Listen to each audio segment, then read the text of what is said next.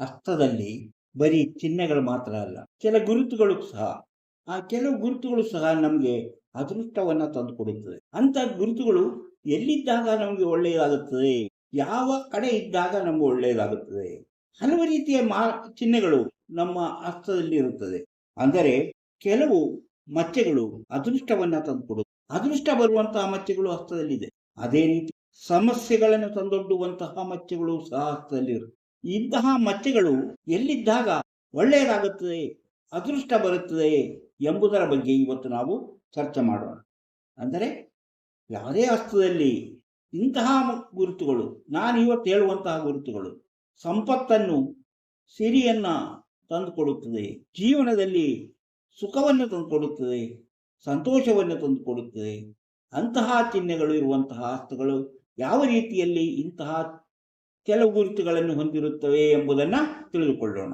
ಜೊತೆಗೆ ಇವತ್ತು ಪುಷ್ಯ ನಕ್ಷತ್ರದ ಕೆಲವು ವಿಚಾರಗಳನ್ನು, ಆ ನಕ್ಷತ್ರದಲ್ಲಿ ಹುಟ್ಟಿದವರಂತಹ ಅವರ ಜೀವನದಲ್ಲಿ ಏನೇನು ನಡೆಯುತ್ತದೆ ಎಂಬುದನ್ನು, ಅಂದರೆ ಅವರ ಜೀವನದಲ್ಲಿ ನಡೆಯುವಂತಹ ಅವರ ಕೆಲವು ನಡತೆ ಗುಣಗಳನ್ನು ನಾವು ಇವತ್ತು ತಿಳಿದುಕೊಳ್ಳೋಣ. ಅದಕ್ಕಿಂತ ಮೊದಲು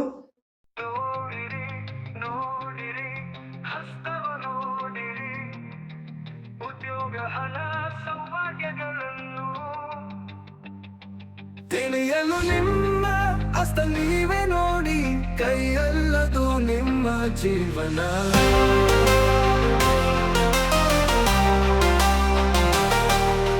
ಎಲ್ಲರಿಗೂ ನಮಸ್ಕಾರ.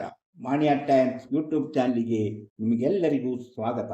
ನಾನು ಆಗಲೇ ಹೇಳಿದೆ, ಇವತ್ತು ನಾವು ಹಸ್ತದಲ್ಲಿರುವಂತಹ ಕೆಲವು ಗುರುತುಗಳನ್ನು, ಆ ಗುರುತುಗಳಿಗೆ ಏನು ಅದರ ಅರ್ಥ ಏನು, ಅದರ ಮೀನಿಂಗ್ ಏನು, ಅದರ ಇದ್ದಾಗ ಏನಾಗುತ್ತದೆ ಎಂಬುದನ್ನು, ಅದರಲ್ಲೂ ಇವತ್ತು ಮಚ್ಚೆಗಳು, ಹಸ್ತದಲ್ಲಿ ಕಾಣಿಸುವ ಮಚ್ಚೆಗಳಿಂದ ಯಾವ ರೀತಿಯ ಉಪಯೋಗ ಸೂಚನೆಗಳಿದೆ, ಅಂದರೆ ಜೀವನದಲ್ಲಿ ಅಭಿವೃದ್ಧಿಯಾಗುವಂತಹ, ಹಣ ಮಾಡುವಂತಹ, ಅದೃಷ್ಟ ತರುವಂತಹ ಕೆಲವು ಮಚ್ಚೆಗಳಿರುತ್ತದೆ. ಆ ಕೆಲವು ಮಚ್ಚೆಗಳಲ್ಲಿ ಎಲ್ಲಿದ್ದಾಗ, ಹಸ್ತದ ಯಾವ ಕಡೆ ಇದ್ದಾಗ ಅಂತ ಮಚ್ಚೆಗಳು ಜೀವನದಲ್ಲಿ ಯಶಸ್ಸು ಮತ್ತು ಸಂತೋಷ, ಹಣ, ಸಿರಿ, ಸಂಪತ್ತನ್ನು ತಂದುಕೊಡುತ್ತದೆ ಎಂಬುದನ್ನ ತಿಳಿಯೋಣ. ಇವತ್ತು ನಾನು ಹೇಳ್ತಾ ಇದ್ದೀನಿ ಮಚ್ಚು, ಮೋಲ್ಸ್ ಇನ್ ಹ್ಯಾಂಡ್ ಪಾಮಿಸ್ಟ್ರಿ ಅಂತ. ಅಂದ್ರೆ ಮೋಲ್ಸ್ ಅಂದ್ರೆ ಗೊತ್ತು, ಮಚ್ಚೆಗಳು ಅಂದರೆ ಚುಕ್ಕೆ ಅಲ್ಲ, ನಾನು ಹೇಳ್ತಿರೋದು ಮಚ್ಚೆಗಳು. ಚುಕ್ಕೆಗೂ ಬೇರೆ ಅರ್ಥ ಬರುತ್ತೆ, ಮಚ್ಚೆಗೂ ಬೇರೆ ಅರ್ಥ ಬರುತ್ತೆ. ಚುಕ್ಕೆ ಅಂದ್ರೆ ಸಣ್ಣಕ್ಕೊಂದು ಚುಕ್ಕೆ ತರ ಇರುತ್ತೆ, ಮಚ್ಚೆಗಳಂದ್ರೆ ಸ್ವಲ್ಪ ಅಗಲಕ್ಕಿರುತ್ತದೆ. ಆದ್ದರಿಂದ ಮಚ್ಚೆಗೂ ಚುಕ್ಕೆಗೂ ಇರುವ ವ್ಯತ್ಯಾಸವನ್ನ ಮೊದಲು ನೀವು ತಿಳ್ಕೊಂಡಿರಬೇಕು. ಇಂತಹ ವಿಚಾರಗಳನ್ನ ಹೊತ್ತು ಬರುತ್ತಿರುವಂತಹ ಮಾಣಿಯ ಟೈಮ್ಸ್ ಯೂಟ್ಯೂಬ್ ಚಾನಲ್ ಇನ್ನೂ ನೀವು ಸಬ್ಸ್ಕ್ರೈಬ್ ಮಾಡಿಲ್ಲವಾದರೆ ಈಗಲೇ ಕೆಳಗೆ ಕಾಣುವ ಸಬ್ಸ್ಕ್ರೈಬ್ ಎಂದು ಬರೆದಿರುವಲ್ಲಿ ಒಮ್ಮೆ ಕ್ಲಿಕ್ ಮಾಡಿ ಸಾಕು, ನೀವು ಸಬ್ಸ್ಕ್ರೈಬ್ ಆಗ್ತೀರಿ. ಪಕ್ಕದಲ್ಲಿ ಕಾಣುವ ಗಂಟೆಯ ಚಿಹ್ನೆಯನ್ನು ಒಮ್ಮೆ ಕ್ಲಿಕ್ ಮಾಡಿದರೆ ಮಾಣಿಯ ಟೈಮ್ಸ್ ಯೂಟ್ಯೂಬ್ ಚಾನಲ್ ಯಾವುದೇ ಹೊಸ ವಿಡಿಯೋ ಅಪ್ಲೋಡ್ ಆಗುತ್ತಿರಲಿ ನಿಮ್ಮ ಮೊಬೈಲ್ಗೆ ನೋಟಿಫಿಕೇಶನ್ ಬರುವುದರಿಂದ ನೀವು ಎಲ್ಲ ವಿಡಿಯೋಗಳನ್ನು ನೋಡಿ ಹೆಚ್ಚು ಹೆಚ್ಚು ವಿಷಯಗಳನ್ನು ತಿಳಿದುಕೊಳ್ಳಲು ಸಾಧ್ಯವಾಗುತ್ತದೆ. ಹಾಗೆಯೇ ಪ್ರತಿಯೊಂದು ವಿಡಿಯೋನು ಆರಂಭದಿಂದ ಕೊನೆವರೆಗೂ ನೋಡಿ, ಯಾಕಂದರೆ ಕೊನೆವರೆಗೂ ನೋಡಿದಾಗಲೇ ನಿಮಗೆ ಅರ್ಥವಾಗುವುದು. ಇಲ್ಲದಿದ್ದರೆ ಸಂದೇಹಗಳು ನಿಮ್ಮ ಮನಸ್ಸನ್ನು ಕಾಡುತ್ತದೆ. ಆದ್ದರಿಂದ ಪ್ರತಿಯೊಂದು ವಿಡಿಯೋವನ್ನು ಕೊನೆವರೆಗೂ ನೋಡಿ. ಹಾಗೆಯೇ ಲೈಕ್ ಕೊಡಿ, ಶೇರ್ ಮಾಡಿ, ಪ್ರೋತ್ಸಾಹ. ಭವಿಷ್ಯ ತಿಳಿಯಬೇಕೆಂಬ ಹಲವು ಜನರ ನಮ್ಮನ್ನು ಕೇಳ್ತಿದ್ದಾರೆ. ಹಲವು ಜನರಿಗೆ ತಮ್ಮ ಅಭಿಲಾಷೆ, ನಿಮಗೆ ನಿಮ್ಮ ಭವಿಷ್ಯ ತಿಳಿಯಬೇಕೆಂಬ ಆಸಕ್ತಿ ಮತ್ತು ನಂಬಿಕೆ ಇದ್ದರೆ ಇದರಲ್ಲಿ ಕೊಟ್ಟಿರುವಂತಹ ಈ ವಾಟ್ಸಪ್ ನಂಬರ್ಗೆ ವಾಟ್ಸಪ್ ಮೆಸೇಜ್ ಮಾಡಿ. ಹಾಯ್ ಅಂತ ಕಳಿಸಿ, ಎಸ್ ಅಂತ ಕಳಿಸಿ, ಅಥವಾ ನನ್ನ ಭವಿಷ್ಯ ತಿಳಿಯಬೇಕು ಎಂದಾದರೂ ಕಳಿಸಿ. ಕೂಡಲೇ ನಿಮಗೆ ಏನು ಮಾಡಿದರೆ ನಿಮ್ಮ ಭವಿಷ್ಯ ತಿಳಿಯಲು ಸಾಧ್ಯ ಎಂಬುದನ್ನು ತಿಳಿಸುತ್ತೇವೆ. ಅದರಂತೆ ನೀವು ಮುಂದುವರೆದರೆ ನಿಮ್ಮ ನಿಖರವಾದ ಭವಿಷ್ಯ, ಹುಟ್ಟಿದಾಗಿನಿಂದ ಕೊನೆಯವರೆಗೆ ಏನೇನು ನಡೆಯುತ್ತದೆ, ಯಾವ ಯಾವ ರೀತಿಯಲ್ಲಿ ನಿಮ್ಮ ಜೀವನ ಹೋಗುತ್ತದೆ ಎಂಬುದನ್ನು ತಿಳಿಸುತ್ತೇವೆ. ಆ ರೀತಿ ನಿಮ್ಮ ಜೀವನದಲ್ಲಿ ಬರುವಂತಹ ಕಷ್ಟ ನಷ್ಟಗಳ ಪರಿಹಾರಕ್ಕಾಗಿ ಏನು ಮಾಡಬೇಕೆಂಬುದನ್ನು ತಿಳಿಸುತ್ತೇವೆ. ಹೀಗೆ ನಾನು ಜೀವನದಲ್ಲಿ ಹಸ್ತವನ್ನ ಸರಿಯಾಗಿ ಪರಿಶೀಲನೆ ಮಾಡಿ ನೋಡುವಾಗ ಹಸ್ತಗಳಲ್ಲಿ, ಕೆಲವರ ಹಸ್ತಗಳಲ್ಲಿ ಮಚ್ಚೆಗಳು ಕಾಣಿಸುತ್ತದೆ. ಆ ಮಚ್ಚೆಗಳು ಎಲ್ಲಿರುತ್ತದೆ? ಕಪ್ಪು ಮಚ್ಚೆ ಆಗಿರ್ಬೋದು, ಕೆಂಪು ಮಚ್ಚೆ ಆಗಿರ್ಬೋದು, ಗುಲಾಬಿ ಬಣ್ಣದ ಮಚ್ಚೆ ಆಗಿರ್ಬೋದು. ಅಂತ ಮಚ್ಚೆಗಳು ಎಲ್ಲಿದ್ದಾಗ ಒಳ್ಳೆಯದಾಗುತ್ತೆ ಅಥವಾ ಅದರಿಂದ ಉಪಯೋಗವಾಗುತ್ತೆ, ಏನು ಸೂಚನೆ ಕೊಡುತ್ತದೆ ಎಂಬುದನ್ನು ತಿಳಿದುಕೊಳ್ಳೋಣ. ಈಗ ಮೊದಲನೇದಾಗಿ ಶನಿ ಬೆರಳ ಮೇಲೆ ಈ ಚುಕ್ಕೆ ಇದ್ದರೆ, ಅಂದ್ರೆ ಈ ಮಾರ್ಕ್ ಇದ್ದರೆ, ಯಾವುದು ನೋಡ, ಅಥವಾ ಇಲ್ಲಿ ಆದರೆ ಇರ್ಬೋದು.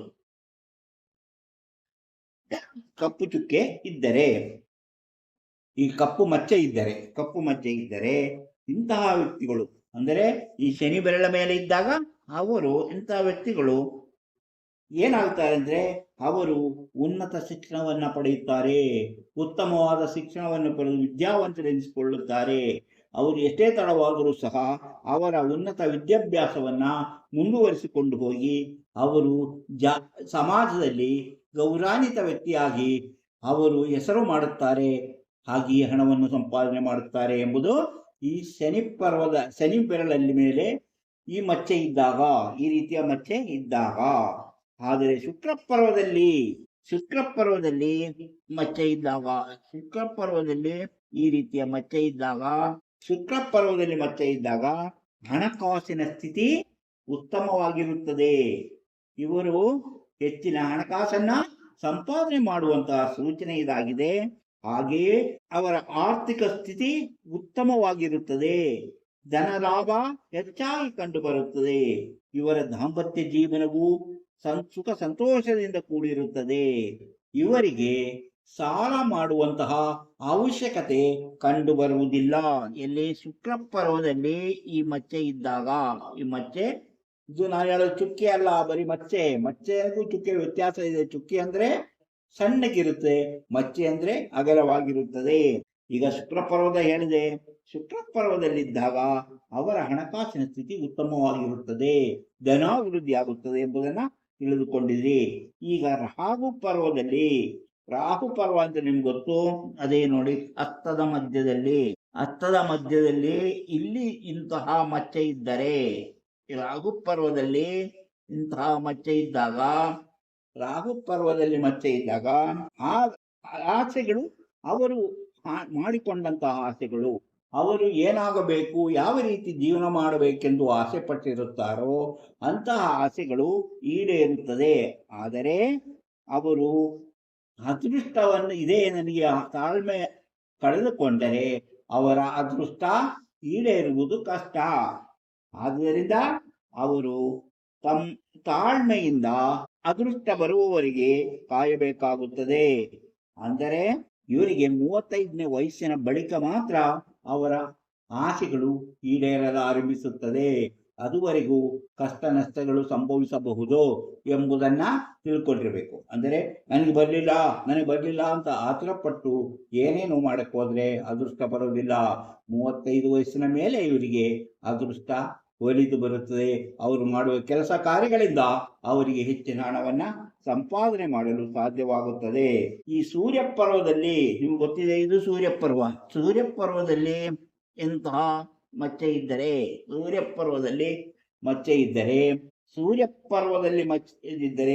ಇವರಿಗೆ ಸರ್ಕಾರಿ ಉದ್ಯೋಗ ಇಲ್ಲವೇ ಉನ್ನತ ಹುದ್ದೆ ದೊರೆಯುವುದರಿಂದ ಇವರಿಗೆ ಹೆಚ್ಚು ಹಣಕಾಸು ಸಂದು ಸೇರಲಿದೆ. ಇವರು ಹೆಚ್ಚಿನ ದುಡಿಮೆಗೆ ಅವಕಾಶವಿದೆ. ಅಂದರೆ ಸೂರ್ಯಪರ್ವದಲ್ಲಿ ಇರುವುದು ಅವರ ಸರ್ಕಾರಿ ಉದ್ಯೋಗದ ಸೂಚನೆಯಾಗಿದೆ. ಅವರಿಗೆ ಸರ್ಕಾರಿ ಉದ್ಯೋಗ ಅಥವಾ ಯಾವುದಾದ್ರು ಖಾಸಗಿ ಸಂಸ್ಥೆಯಲ್ಲಿ ಉನ್ನತವಾದ ಉದ್ಯೋಗ ಸಿಗುವಂತಹ ಸೂಚನೆ ಅದಾಗಿದೆ. ಅದಕ್ಕಾಗಿ ಪ್ರಯತ್ನ ಪಟ್ಟರೆ ಅವರ ಜೀವನದಲ್ಲಿ ಅವರು ಹೆಚ್ಚಿನ ಹಣ ಸಂಪಾದನೆ ಮಾಡಿ ಸುಖವಾದ ಜೀವನ ನಡೆಸಲು ಸಾಧ್ಯವಾಗುತ್ತದೆ. ಇನ್ನು ಸೂರ್ಯ ಬೆರಳಲ್ಲಿ ಇದ್ದರೆ, ಇದು ಸೂರ್ಯ ಬೆರಳಲ್ಲಿ ಇಂತಹ ಮಚ್ಚೆ ಇದ್ದರೆ ಅವರಿಗೆ 2 ಉದ್ಯೋಗ ದೊರೆಯಲಿದೆ. ಒಂದು ಉದ್ಯೋಗದಲ್ಲಿ 2 ರೀತಿಯಲ್ಲಿ ಇವರಿಗೆ ಆದಾಯ ಬಂದು ಸೇರಲಿದೆ ಎಂಬುದರ ಸೂಚನೆಯಾಗಿದೆ. ಅಂದರೆ 2 ರೀತಿಯಲ್ಲಿ ಇವರಿಗೆ ಎರಡು ರೀತಿಯ ಉದ್ಯೋಗವನ್ನು ಮಾಡಿ ಇವರು ಹೆಚ್ಚು ಹಣವನ್ನ ಸಂಪಾದನೆ ಮಾಡುತ್ತಾರೆ. ಈ ಹೃದಯ ರೇಖೆ ಇದು ನೋಡಿ, ಹೃದಯ ರೇಖೆಯಲ್ಲಿ ಎಲ್ಲಾದರೂ ಈ ರೀತಿಯ ಮಚ್ಚೆ ಇದ್ದರೆ, ಹೃದಯ ರೇಖೆಯಲ್ಲಿ ಈ ರೀತಿಯ ಮಚ್ಚೆ ಇದ್ದರೆ ಪ್ರೇಮ ವಿವಾಹ ಮಾಡಿಕೊಳ್ಳುತ್ತಾರೆ. ಅವರಿಗೆ ಪ್ರೇಮ ವಿವಾಹದ ಅದೃಷ್ಟ ಇದೆ ಎಂಬುದನ್ನ ತಿಳಿಸುತ್ತದೆ. ಈಗ ನಾವು ಕೆಲವು ವಿಚಾರಗಳನ್ನ ತಿಳ್ಕೊಂಡು, ಅಂದರೆ ಮಚ್ಚೆಯಿಂದ ಆಗುವಂತಹ ಬೇರೆ ಬೇರೆ ಉಪಯೋಗಗಳು. ಇದರಲ್ಲಿ ಮಚ್ಚೆಗಳ ಬಣ್ಣ ಬದಲಾವಣೆ ಇರುತ್ತದೆ.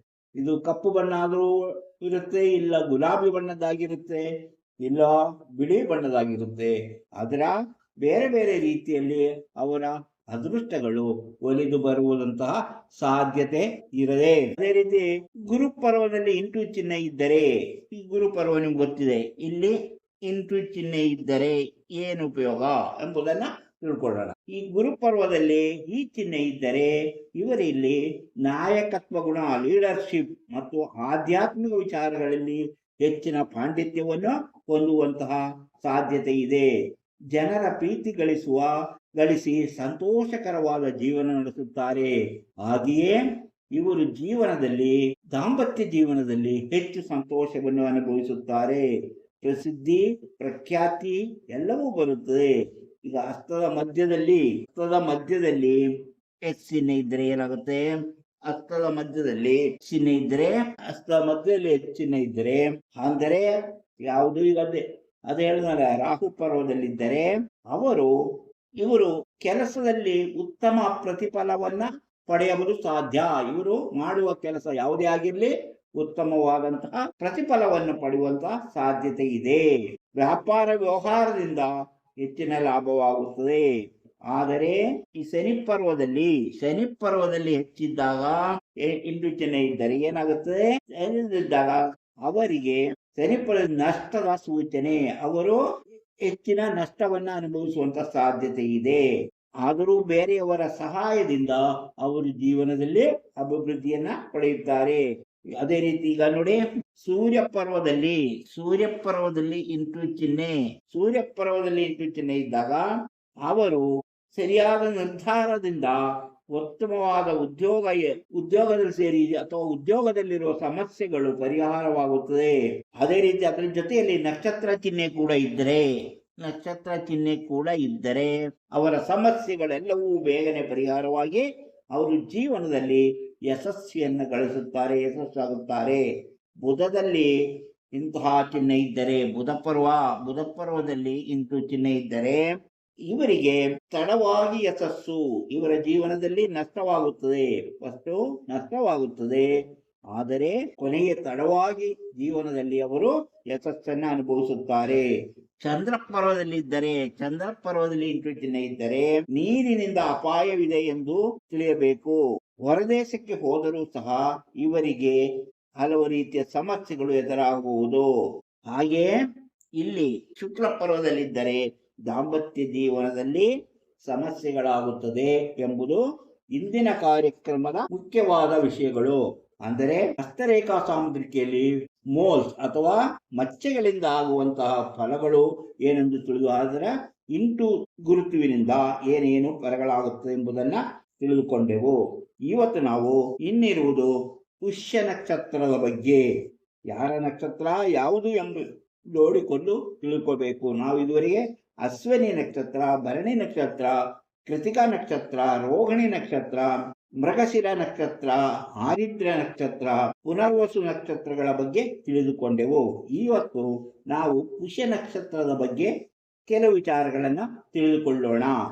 ಈ ನಕ್ಷತ್ರದಲ್ಲಿ ಹುಟ್ಟಿದವರು ತುಂಬಾ ಎಚ್ಚರಿಕೆಯಿಂದ ಸೂಕ್ಷ್ಮವಾಗಿ ಎಲ್ಲವನ್ನು ಗಮನಿಸಿ ಮಾತ್ರ ಕೆಲಸ ಕಾರ್ಯಗಳನ್ನು ಮಾಡುತ್ತಾರೆ. ಅಂದರೆ ಪುಷ್ಯ ನಕ್ಷತ್ರದಲ್ಲಿ ಹುಟ್ಟಿದವರು ಮಾಡುವ ಕೆಲಸದಲ್ಲಿ ಹೆಚ್ಚಿನ ಸೂಕ್ಷ್ಮತೆಯನ್ನ ಹೊಂದಿರುತ್ತಾರೆ. ಎಚ್ಚರಿಕೆಯಿಂದ ಕೆಲಸ ಮಾಡುವಂತ ಗುಣ ಇವರಲ್ಲಿ ಕಂಡು ಬರುತ್ತದೆ. ಎಲ್ಲರನ್ನೂ ತುಂಬಾ ಆತ್ಮೀಯ ಭಾವದಿಂದಲೇ ಕಾಣುತ್ತಾರೆ.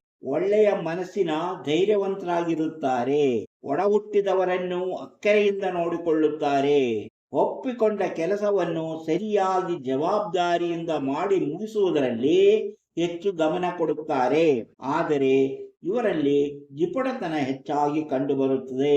ಹಣ ಖರ್ಚು ಮಾಡಲು ಹಿಂದೇಟು ಹಾಕುತ್ತಿರುತ್ತಾರೆ. ಆದರೂ ಗುರು ಹಿರಿಯರಲ್ಲಿ ಹೆಚ್ಚು ಗೌರವ ಹೊಂದಿರುತ್ತಾರೆ. ಈ ನಕ್ಷತ್ರದಲ್ಲಿ ಹುಟ್ಟಿದವರ ಮದುವೆ ಸಾಮಾನ್ಯವಾಗಿ ಕಿರಿಯ ವಯಸ್ಸಿನಲ್ಲಿಯೇ ನಡೆಯುವಂತಹ ಸಾಧ್ಯತೆ ಹೆಚ್ಚಾಗಿದೆ. ಹೀಗೆ ನಾವು ಪುಷ್ಯ ನಕ್ಷತ್ರದಲ್ಲಿ ಹುಟ್ಟಿದವರ ಕೆಲವು ಗುಣಗಳನ್ನ ಓದಿದೆವು. ಅವರ ಅದೃಷ್ಟ ಏನು, ಜೀವನ ಹೇಗಿರುತ್ತದೆ ಮುಂತಾದ ಎಲ್ಲಾ ವಿಚಾರಗಳನ್ನು ತಿಳಿಯಬೇಕಾದ್ರೆ ಅವರ ನಿಖರವಾದ ಹುಟ್ಟಿದ ಸಮಯ, ಹುಟ್ಟಿದ ದಿನಾಂಕ ಮತ್ತು ಹುಟ್ಟಿದ ಸ್ಥಳ ಎಲ್ಲವೂ ಸರಿಯಾಗಿದ್ದರೆ ತಿಳಿಯಲು ಸಾಧ್ಯ. ಅಂದರೆ ಈ ನಕ್ಷತ್ರದಲ್ಲಿ ಹುಟ್ಟಿದವರ ಮುಂದಿನ ಭವಿಷ್ಯ ಹೇಗಿರುತ್ತೆ ಅಂತ ತಿಳಿಬೇಕಾದ್ರೆ ಅವರ ನಿಖರವಾದ ಅಂದರೆ ಸರಿಯಾಗಿ ಹುಟ್ಟಿದ ಸಮಯ ನಿಖರವಾಗಿರಬೇಕು, ಹಾಗೆಯೇ ದಿನಾಂಕವೂ ಸರಿಯಾಗಿರಬೇಕು, ಅವರು ಹುಟ್ಟಿದ ಊರಿನ ಹೆಸರು ಸರಿಯಾಗಿರಬೇಕು. ಆಗ ಮಾತ್ರ ಅಂಥವರ ಭವಿಷ್ಯವನ್ನ ನಕ್ಷತ್ರ ರಾಶಿಗಳ ಮೂಲಕ ಹೇಳಲು ಸಾಧ್ಯ. ಆವಾಗಲೇ ರಾಶಿಗಳನ್ನು ತಿಳಿಯಬೇಕು. ಆವಾಗ ಯಾವ ನಕ್ಷತ್ರ ಎಷ್ಟನೇ ಮನೆಯಲ್ಲಿದೆ, ಯಾವ ಭಾವದಲ್ಲಿದೆ ಎಂಬ ವಿಚಾರಗಳನ್ನು ತಿಳಿದು ನಿಖರವಾದ ಭವಿಷ್ಯ ಹೇಳಲು ಸಾಧ್ಯ. ಇಂತಹ ಮತ್ತಷ್ಟು ವಿಚಾರಗಳೊಂದಿಗೆ ಮತ್ತೆ ಬರುತ್ತೇವೆ. ಇಂತಹ ವಿಚಾರಗಳು ನಿಮಗೆ ಇಷ್ಟವಾದರೆ, ಇನ್ನಷ್ಟು ನೋಡಬೇಕೆನಿಸಿದರೆ, ಇನ್ನು ನೀವು ಮಾಣಿಯಾ ಟೈಮ್ಸ್ ಯೂಟ್ಯೂಬ್ ಚಾನಲ್ ಸಬ್ಸ್ಕ್ರೈಬ್ ಮಾಡಿಲ್ಲವಾದರೆ ಈಗಲೇ ಕೆಳಗೆ ಕಾಣುವ ಸಬ್ಸ್ಕ್ರೈಬ್ ಎಂದು ಬರೆದಿರುವಲ್ಲಿ ಒಮ್ಮೆ ಕ್ಲಿಕ್ ಮಾಡಿ ಸಾಕು, ನೀವು ಸಬ್ಸ್ಕ್ರೈಬ್ ಆಗ್ತೀರಿ. ಪಕ್ಕದಲ್ಲೇ ಕಾಣುವಂತಹ ಗಂಟೆಯ ಚಿಹ್ನೆಯನ್ನು ಒಮ್ಮೆ ಕ್ಲಿಕ್ ಮಾಡಿದರೆ ಮಾಣಿಯಾ ಟೈಮ್ಸ್ ಯೂಟ್ಯೂಬ್ ಚಾನಲ್ ಯಾವುದೇ ಹೊಸ ವಿಡಿಯೋ ಅಪ್ಲೋಡ್ ಆದ ಕೂಡಲೇ ನಿಮ್ಮ ಮೊಬೈಲಿಗೆ ನೋಟಿಫಿಕೇಶನ್ ಬರುತ್ತದೆ. ಪ್ರತಿಯೊಂದು ವಿಡಿಯೋವನ್ನು ಆರಂಭದಿಂದ ಕೊನೆವರೆಗೂ ನೋಡಿದಾಗಲೇ ಸರಿಯಾದ ರೀತಿಯಲ್ಲಿ ನಿಮಗೆ ಅರ್ಥವಾಗುವುದು. ಇಲ್ಲದಿದ್ದರೆ ಸಂದೇಹಗಳು ನಿಮ್ಮನ್ನು ಕಾಡುತ್ತಿರುತ್ತದೆ. ಆದ್ದರಿಂದ ಪೂರ್ತಿಯಾಗಿ ನೋಡಿ, ಎಲ್ಲಾ ವಿಡಿಯೋವನ್ನು ಪೂರ್ತಿಯಾಗಿ ನೋಡಿ, ಆರಂಭದಿಂದ ಕೊನೆವರೆಗೂ ನೋಡಿ, ಲೈಕ್ ಕೊಡಿ, ಶೇರ್ ಮಾಡಿ, ಪ್ರೋತ್ಸಾಹ ಮಾಡಿ. ಅದೇ ರೀತಿ ಭವಿಷ್ಯ ಗೊತ್ತಾಗಬೇಕು, ನನ್ನ ಭವಿಷ್ಯ ತಿಳಿಯಬೇಕೆಂಬಂತಹ ಆಸಕ್ತಿ ಮತ್ತು ನಂಬಿಕೆ ಇದ್ದವರು ಇದರಲ್ಲಿ ಕೊಟ್ಟಿರುವಂತಹ ಈ ವಾಟ್ಸಪ್ ನಂಬರ್ಗೆ ವಾಟ್ಸಪ್ ಮೆಸೇಜ್ ಕಳಿಸಿ. ಎಸ್ ಅಂತಾದ್ರೂ ಕಳಿಸಿ, ಹಾಯ್ ಅಂತಾದ್ರೂ ಕಳಿಸಿ, ಇಲ್ಲ ನನ್ನ ಭವಿಷ್ಯ ತಿಳಿಯಬೇಕಂತಾದ್ರೂ ಕಳಿಸಿ. ಕೂಡಲೇ ನಿಮಗೆ ಏನು ಮಾಡಿದರೆ ನಿಮ್ಮ ಭವಿಷ್ಯ ಸಾಧ್ಯ ಎಂಬುದನ್ನ ತಿಳಿಸುತ್ತೇವೆ. ಅದರಂತೆ ನೀವು ಮುಂದುವರೆದರೆ ನಿಮ್ಮ ನಿಖರವಾದ ಭವಿಷ್ಯವನ್ನ ಇದಾಗಿನಿಂದ ಕೊನೆಯವರೆಗೆ ಏನೇನು ನಡೆಯಲಿದೆ, ಯಾವ ರೀತಿಯ ಕಷ್ಟ ನಷ್ಟಗಳು ಬರುತ್ತೆ, ಕಷ್ಟ ನಷ್ಟಗಳಿಗೆ ಪರಿಹಾರ ಏನು ಮುಂತಾದ ಎಲ್ಲಾ ವಿಚಾರಗಳನ್ನು ತಿಳಿಸುತ್ತೇವೆ. ಈ ಕಾರ್ಯಕ್ರಮ ನಂಬಿಕೆ ಮತ್ತು ಆಸಕ್ತಿ ಇರುವವರಿಗಾಗಿ ಮಾತ್ರ. ಇದರಲ್ಲಿ ನಂಬಿಕೆ ಇಲ್ಲದಿದ್ದವರು ಅಥವಾ ಆಸಕ್ತಿ ಇಲ್ಲದಿದ್ದವರು ಈ ವಿಡಿಯೋವನ್ನ ನೋಡುವುದು ಬೇಡ.